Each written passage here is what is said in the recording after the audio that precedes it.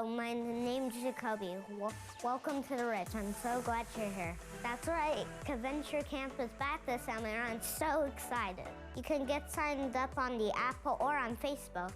If you're new to Rich, text hello to the number on your screen and we'll reach out to you. We want to learn about you and we want you to learn about us. Plus, we want to send you a gift just to say thanks for checking us out. If you're wondering why a cool kid like me is on your screen today, it's because it's Mother's Day. Either if you are a mom, you have a mom, or if you know a mom, it's a big day. Check this out. Step 1. Locate some beautiful flowers. Moms love saving money, so try to find some free ones. Step 2. Get the flowers and the water as quick as you can. Can't have them dying on ya. Step 3. Find some more beautiful flowers, but this time let the scissors do all the work. Come on. Perfection. Step 4. Find a bow or something to jazz things up a bit. Remember, people, it's all about the details. Hey, honey, I'm home. Hey, sweetie. It's the thought that counts, I guess.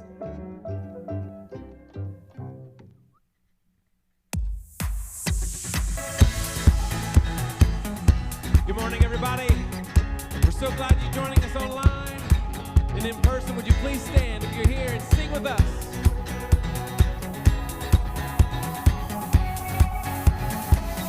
Waking up knowing there's a reason. All my dreams come alive. Life is for living with you.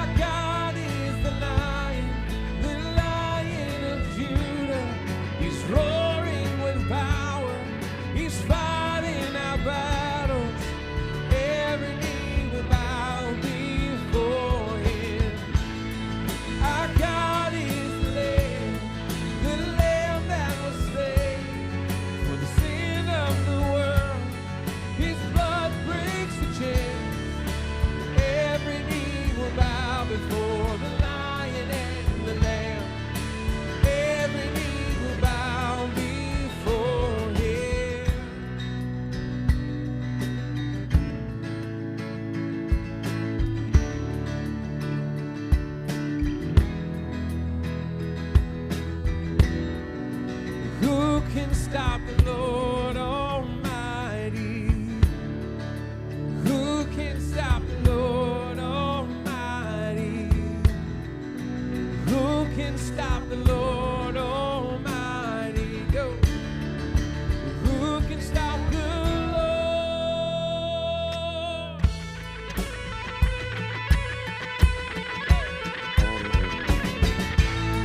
Our God is the Lion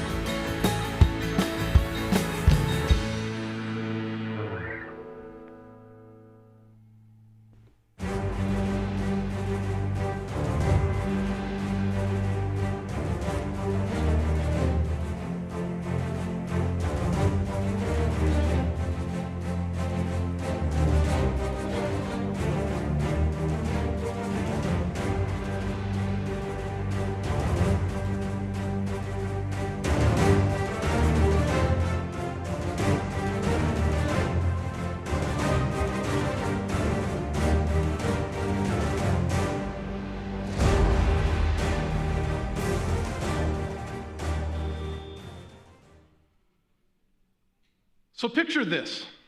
A beautiful family is gathering together on an edge of a park named El Dorado Ranch Park. It's a young couple, and they're excited with anticipation because today is the day that they get to find out the gender of their dear baby.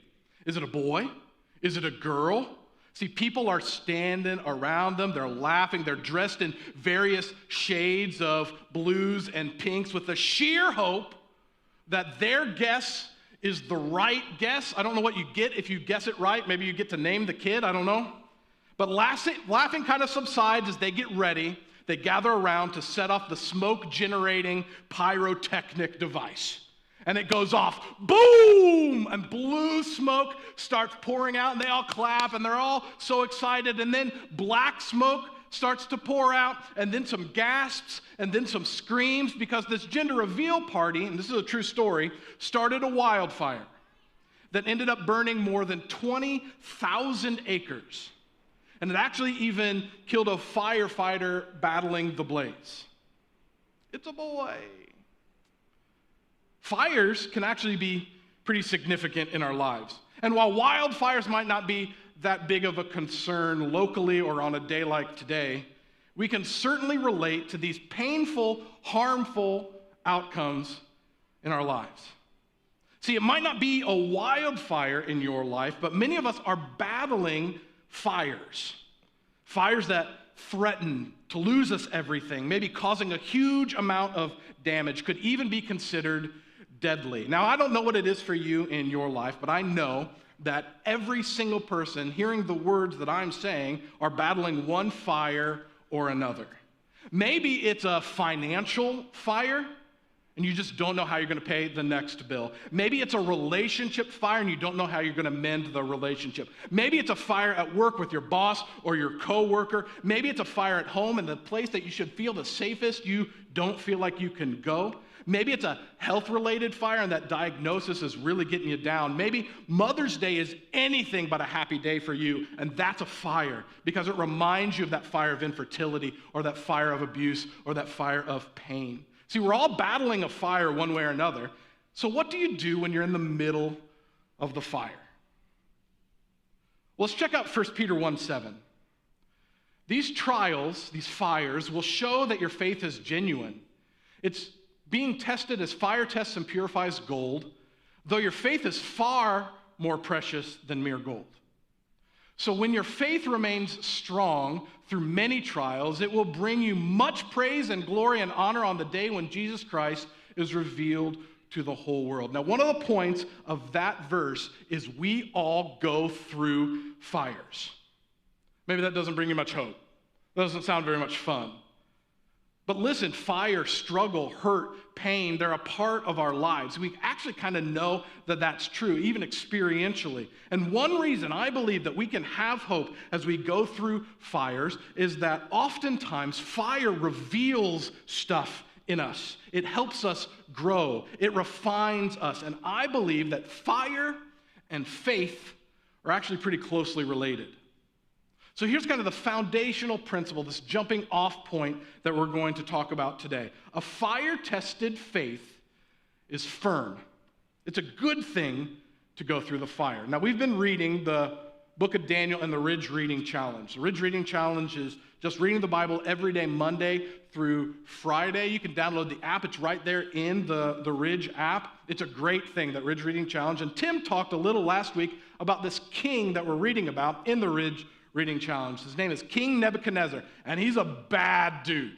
I mean, he's brutal, he's powerful, he's ambitious, he's really nasty king. He's kind of like super world domination type of stuff, world war type of king. He's arrogant, and how do I know that? Well, at one point, he decided to make a huge statue of himself. And he told everyone in the kingdom to come worship this gold statue that looked like him. It's 90 feet tall and 9 feet wide. I mean, what kind of guy needs a 90-foot tall statue? So King Nebuchadnezzar ordered every single important person in the kingdom to go to the dedication of this statue. I mean, there are more people there than there are at dedications of Chick-fil-A's in towns. There are so many people there. And then the king has his servant yell out these instructions to the people at the dedication. So this is the servant talking. This is what he says. When you hear the sound of the horn, flute, zither, lyre, harp, pipes, and other musical instruments, bow to the ground to worship King Nebuchadnezzar's gold statue. Anyone who refuses to obey will immediately be thrown into a blazing furnace. What would you do? I mean, would you try to sneak away? Would you try to ignore him? Would you be like, hey, I didn't understand anything after the word zither, so I don't really, maybe this doesn't apply to me? Would you do it? I don't know. See, the people there are so afraid of King Nebuchadnezzar because he's so bad that everyone decides they're going to bow low, like no matter what. Even if they think it's ridiculous, even if they think, you know, that statue doesn't even look like you, they didn't get your eyebrows right, even if they think that this is foolish, every single person there bows except for 3 teenage boys, Shadrach, Meshach, and Abednego. So these 3 boys, they're probably around 14 years old. They didn't believe that King Nezi was a god. They believed in the real and in the true God, so they decided we can't bow. They didn't bow. Now, we're in this series right now that we're calling Stand. And this series is about courage and about faith. And these teenage boys are standing in faith, firm, when everybody else bows low. And what we're going to talk about today is what kind of faith actually can respond like this, standing firm, even though fire is threatened. So we're going to talk about the rest of this story and these quality of faith that it looks like in a firm and fire-tested faith. So here's the first thing I want to make sure we mention. See, faith obeys God first. So Shadrach, Meshach, and Abednego, they didn't bow, and they didn't do a lot of other things too. Just notice this. They didn't stop. They didn't fast. They didn't pray about it. They didn't have to take kind of a dramatic stand. They didn't post it in detail on Instagram. There wasn't a hashtag never bow or anything like that. They didn't ask a bunch of people what they should do. Everybody bows. They don't move a muscle. Why? Because just like Tim talked about last week, they'd already decided that they were going to obey God first no matter what. They're only going to bow to God. They're not bowing to another person, another king, not their fear, not their feelings, not what they want. Faith obeys God first, period. So they didn't bow. And guess what? They got caught, like right away, because it's pretty easy. Because every single other person in this field is bowing low, and then these 3 guys are like, hey, I'm just standing here. So they got caught right away because they stick out like a sore thumb. They broke the law, actually. And they get brought before the king. And the king he's ticked. So the king calls them in, and he says, okay, teenage punks, do you not understand? Did you not understand the words coming out of my herald's, my servant's mouth? Is it true that you didn't bow? And this is what he says. See, I will give you one more chance to bow down and worship the statue I have made when you hear the sound of the musical instruments. But if you refuse, you will be thrown immediately into the blazing furnace. And then what God will be able to rescue you from, check this out, my power. So Shadrach, Meshach, and Abednego, Rakshak, and Benny, they could have easily gotten out of the situation right here. Easily. We made our point. Like, I'll live to see another day. I'm here. You got it. I'm out. Because not bowing means certain death. He's said it twice now. And if you're a follower of Jesus and you've decided to obey, we will be given opportunity and third and fourth and fifth and sixth and seventh chances to compromise what we've already decided to do. That's part of this story. They got a second chance. We'll have plenty of chances to change our mind. I think the devil tries to wear us down and allow us to move from our principles. It's kind of like when one of my kids comes up and asks me the same question like every 3 seconds. It's like, hey, Dad, can I watch the iPad? And you're like, no. Hey, Dad, can I watch the iPad? No. Like the 17th time in, hey, Dad, can I watch the iPad? This isn't good parenting, by the way. But I go, okay, fine. Just please leave me alone. It's like that. You get second and third and fourth chances to make mistakes. And Shadrach, Meshach, and Abednego, they'd already decided, they'd pre-decided, they'd made a plan on what it looks like not to compromise. They're going to obey God first, no matter what, And anything that doesn't line up with what God wanted wasn't going to happen because faith obeys God first. So what happens next? So King Nezi says, okay, punks, second chance. And he's ticked, and they didn't bow. And instead, they responded to him. And I love this. And if you're a teenager right now, here is your moment. 14-year-olds unite. This is amazing. Okay, check this out. These are 14-year-olds. Shadrach, Meshach, and Abednego replied, O Nebuchadnezzar, we do not need to defend ourselves before you. That's awesome.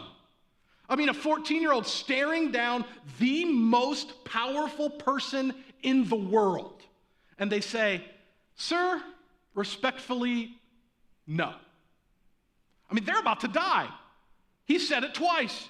But check out what they say after that, because they're not even done. This is verse 17. So if we are thrown into the blazing furnace, the God whom we serve is able to save us. He will rescue us from your power, your majesty. This is so good, because check this out. They show the king respect. Do you show respect when you're standing firm? When you've decided and you've pre-decided what you're going to do you stand firm and you say, no, I'm going to be respectful, I'm going to be kind, I'm going to be loving, but I'm also going to stand firm? That's really hard to do. We can learn something from these 14-year-olds. They're teaching us something today. So they treat King Nebuchadnezzar with respect, and he goes, no, bow. And these guys are like, no, respectfully, no, we're not going to do it. And he's like, I'm going to kill you in a furnace. And they're like, no, respectfully, we obey God first. And it's so good. So faith obeys God first, but what else does faith do? And here's what we can learn. See, faith believes without seeing. Did you catch that? Think about it. Rack, Shack, and Benny, they're looking around. They see the most powerful person in the world. He's sitting there, and he says, I'm going to kill you. And then these guards who are really, really strong, armored guards are right around him. And then everybody else in that room, there are probably 50, 100 people watching this happen. This is like Game of Thrones type of stuff. See, they're trapped. They have no way out. They're actually guilty. They know exactly where the furnace is. Maybe they can smell it. Maybe they can feel it. They know it's going to kill them. And still they say no.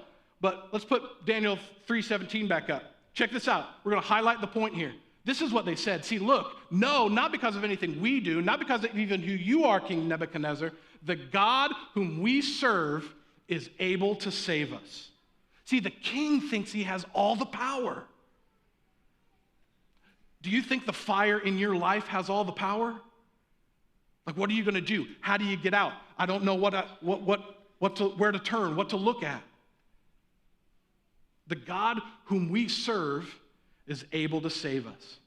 And maybe you realized in your life your marriage is broken and that's your fire. Maybe you realized today people found out about the secret, that addiction or that pain. Maybe you realized today no matter how much you pretend that you're okay, you're not okay, and you keep damaging these relationships around you, and you feel like the fire is closing in and it's burning and it's inevitable. So what does our faith tell us? What does this story tell us? In the fire, when things are bad, what do? See, God is able to save me. God's not confined by what I think he can do or what I think he should do. He's able. See, we allow ourselves to believe that our circumstances, our hurts, our pain, our mistakes, our fires that rage around us are out of control. That there's nothing that he can do about it, that it's too big, it's too hard. I don't want to go through it again, God. We beg, but he can do something about it. And he does do something about it. He's able. He's able to mend the broken marriage. You know how I know? I've seen it with my own eyes. He's able to assist the brokenhearted. I've seen it with my own eyes. He's able to heal the broken bodies. I've seen it with my own eyes. He is able. Now, this reminds me of a story about my friend Lisa. Lisa's been involved here at the Ridge at Celebrate Recovery for 16 years.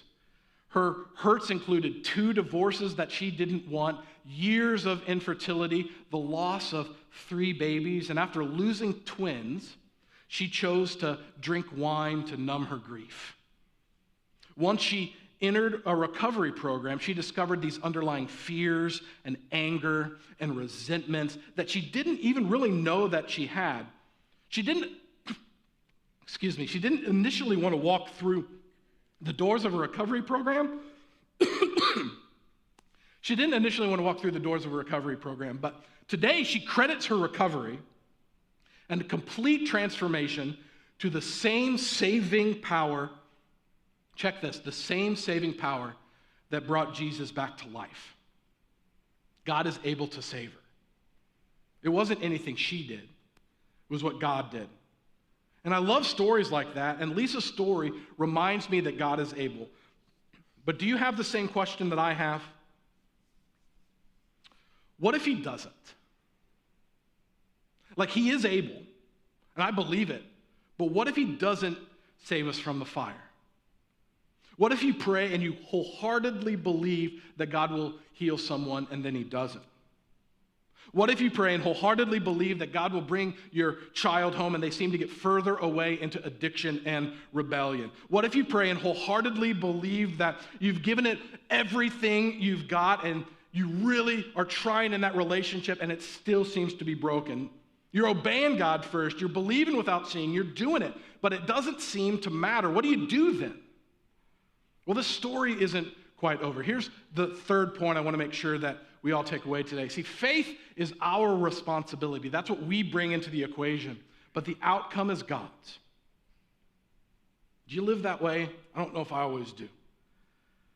See, these three teenage boys, they're staring down this incredibly powerful king, and they say, I believe that my God is able, but they aren't quite done talking to him. And this is gold. This is important. Check this out. They say this right after that. But even if he doesn't, we want to make it clear to you, your majesty, that we will never serve your gods or worship the gold statue you've set up. See, our God can save us. He is able. We believe it. But even if he doesn't, some of us are right there. We're at that moment. I believe he is able, but right now it doesn't seem like he is going to. So what's your response? Even if he doesn't. That's faith. See, these boys know what God is going to do. They're facing a really hot furnace. The outlook is not great for them. And they say, no, I believe God is able, but even if he doesn't, I'm not going to dishonor God. I'm not going to bow, because faith puts God first, because faith believes in what we can't see, because faith is our responsibility, but the outcome to what happens to them is God's. And King Nebuchadnezzar loses his mind. I mean, he's so angry. The king orders the furnace to be stoked 7 times hotter than normal.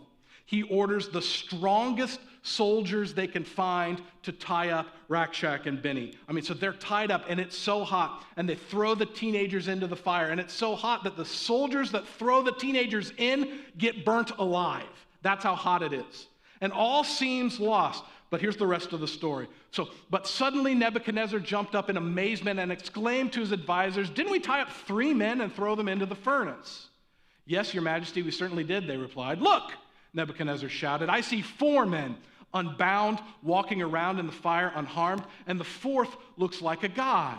Then Nebuchadnezzar came as close as he could to the door of the flaming furnace and shouted, Shadrach, Meshach, and Abednego, servants of the Most High God, come out, come here.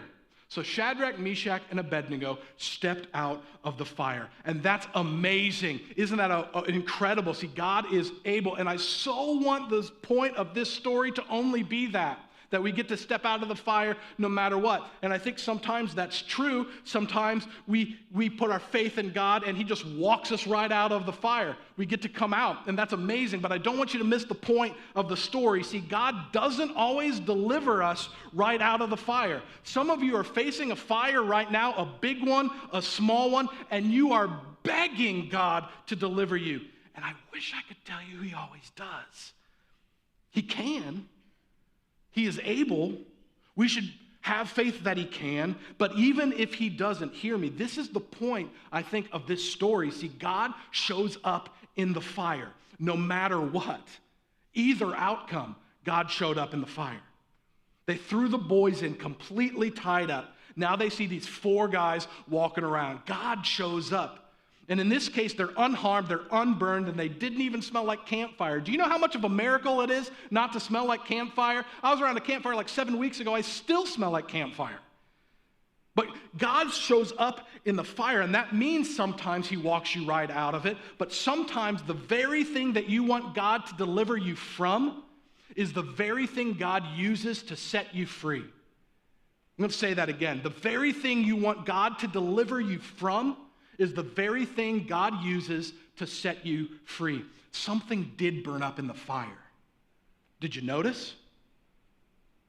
Not Rack, Shack, or Benny, not even their clothes, but they were completely tied up, and they walk out unbound, completely free.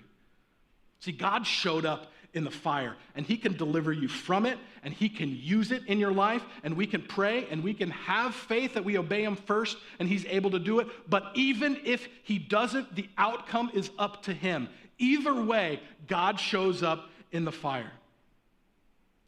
So is that how this story ends? I mean, they got out of the furnace, right? That's a pretty baller ending. I mean, roll credits. You know, the music swells up and all that. That's awesome. But this is kind of the mid-credits scene. This is the rest of this story. This is Daniel 3:28. Then Nebuchadnezzar said, "Praise to the God of Shadrach, Meshach, and Abednego." Praise be to the God of Shadrach, Meshach, and Abednego. That's amazing. He sent his angel to rescue his servants who trusted in him.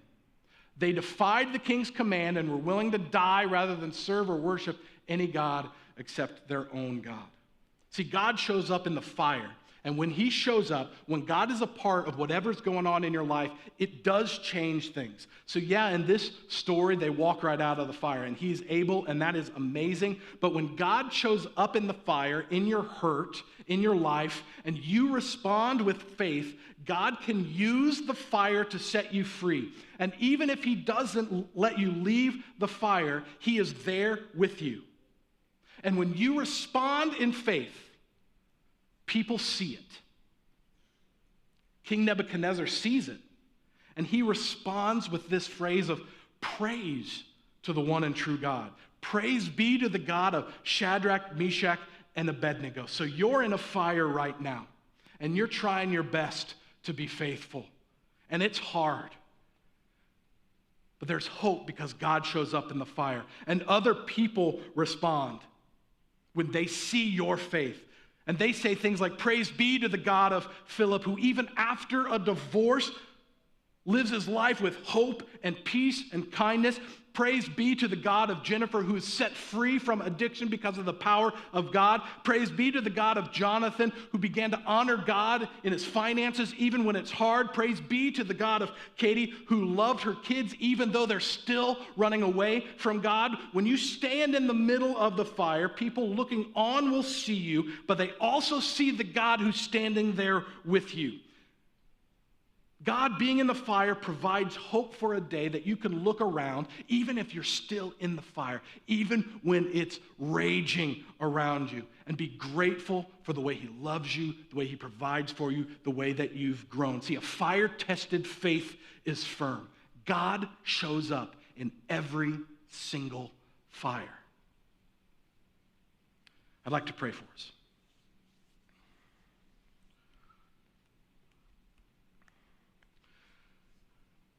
Heavenly Father, I'm reminded today that going through the fire is terrifying no matter what.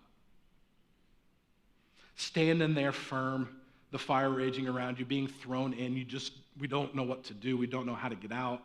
It hurts. It's terrifying.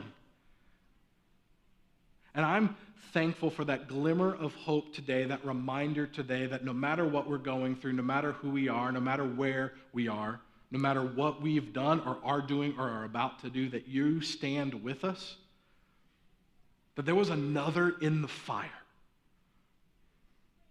Thank you that you're able to deliver us.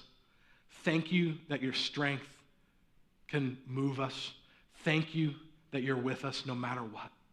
We love you. We need you as we walk through this week. Help us remember. Help us show other people how faithful you are. And it's because of Jesus and the cross that we pray today. Amen.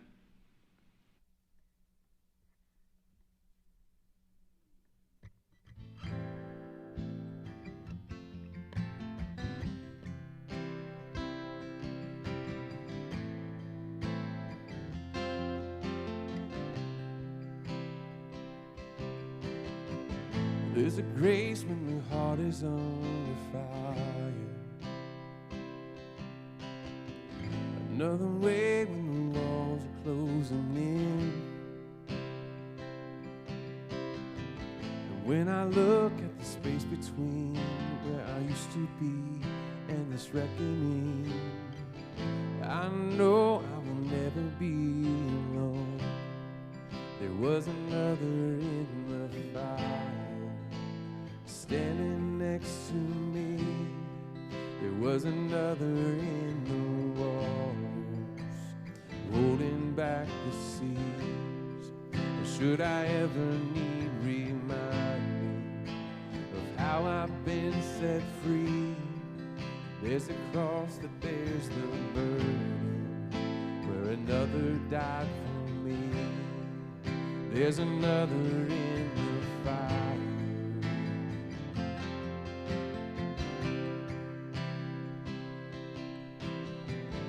All my debt for dead beneath the waters. I'm no longer a slave to my sin anymore. But should I fall in the space between what remains of me and this reckoning, may the way I won't bow to the things of this world. And I know I will never be alone. There's another in the fire, standing next to me. There's another in the waters, holding back the seas. And should I ever need reminding what power set me free, there's a grave that holds nobody, and the power lives in me. There's another in the fire. There's another in the fire.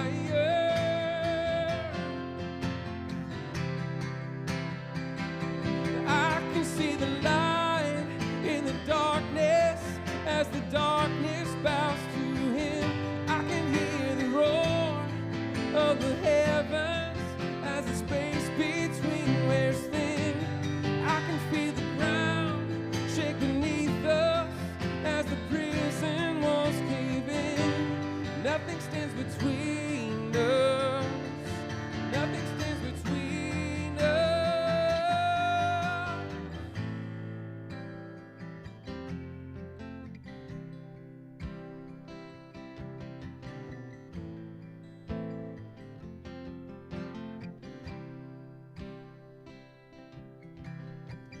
There's no other name but the name of Jesus. He who was and still is will be through it all.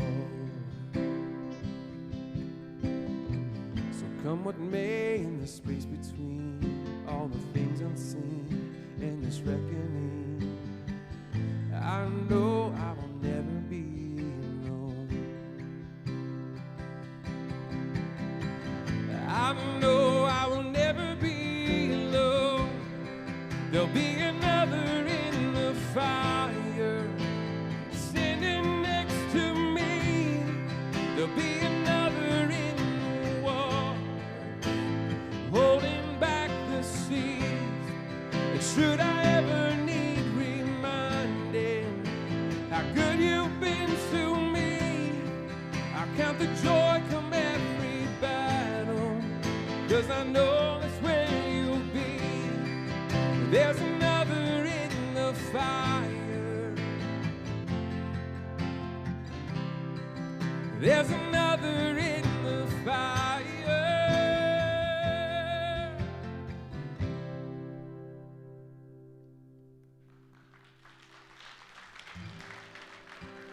Hey, thanks so much for joining us today. If you want to talk to somebody about that fire in your life or your relationship with Jesus, here's how we can get in touch. You can text the word chat to the number on your screen. And what an encouragement it is to know that no matter where we're at, no matter what we're doing, we're not alone. God is with us, and we want to be with you too. So be sure to do that, to text chat if you got something going on in your life. We want to be a part of that. Also, thank you so much for the way that you continue to faithfully give at the Ridge. Here are a couple of ways that you can continue to do that. If you don't have that Ridge app, I'd encourage you to download that. You can text the word Ridge Columbus app, all one word, to 77977. There's a link to download it that way. And you can give right in the app. It's a pretty seamless and safe and cool way to do that. So we'd encourage you to do that if you've not done that before. Or you can always go to theridge.org/give as well on our website. That's a quick and easy and safe way. But either way, I just want to say one more time, thank you so much for the way that you continue to give. That helps us continue to do whatever it takes to reach our community for Christ right in whatever fire is going on in people's lives. We're so glad that you're here today. Hope to see you next week. Take care.